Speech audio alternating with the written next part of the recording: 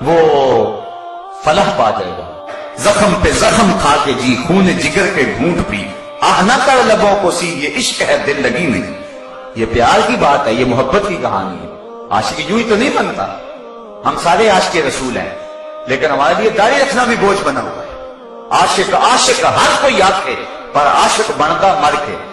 زہر پیالہ کوئی نہیں پیندا، پر عاشق پیندا پڑ کے۔ تو بلال حبشی نے کتنے دکھ سہے۔ شاہ ابی طالب کی گھاٹی کے اندر لوگوں نے چمڑے کو جلا جلا کے اس کی خاک کو پانی میں ملا کے پیا، اور انہوں نے نہیں کہا تھا کہ دین پہ چلنا بڑا مشکل ہو گیا ہے۔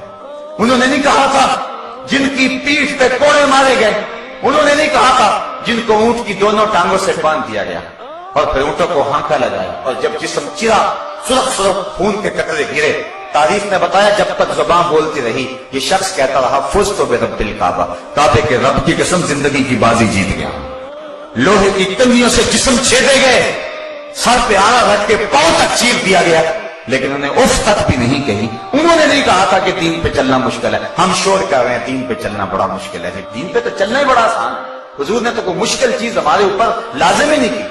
فرمایا میرا جی چاہتا ہے کہ تمہارے اوپر مسواک کو لازم کر دوں، لیکن ڈرتا ہوں کہ امت مشکل میں نہ پڑ جائے، اس لیے ہر نماز کے ساتھ لازم نہیں کر رہا۔ یہ تخفیفات شریعت یہ اللہ تعالیٰ کہ انعام ہے، اور ان کے بارے میں قیامت کے اندر پوچھا جائے گا۔ اتنی آسان شریعت دی تھی ہم نے، تم نے پھر بھی عمل نہ کیا۔ پچھلی شریعتیں دیکھو، اگر کپڑا گندا ہو جاتا ہے کپڑا کاٹ دو، کپڑا کاٹنا پڑتا تھا، دھونے سے پاک نہیں ہوتا تھا۔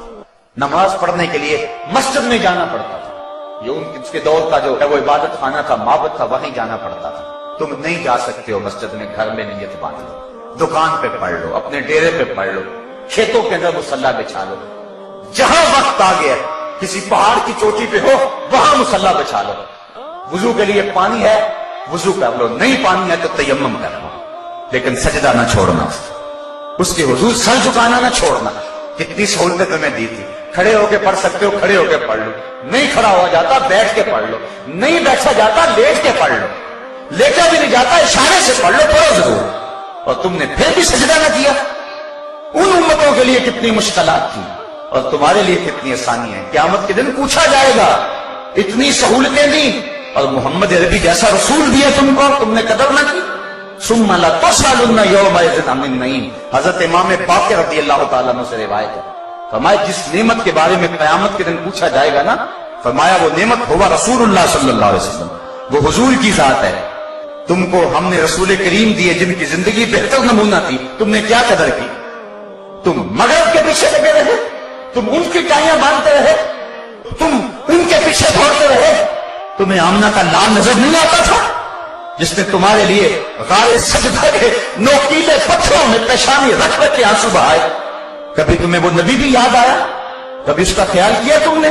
تم کن کے پیچھے بھاگتے رہے؟ تیرے صوفے ہیں فرنگی، تیرے قالی ہیں ایرانی، خون کے آنسو رلاتی ہے جوانوں کی تن آسانی، ہر کوئی مستے مئے ذوق تن آسانی ہے، تم مسلمان ہو یہ اندازہ مسلمانی، حیدری فخر ہے نہ دولت عثمانی ہے، تم کو اسلاف سے کیا نسبت روحانی ہے، وہ معزز تھے زمانے میں مسلمان ہو کر، تم خار ہوئے تارک قرآن ہو کر۔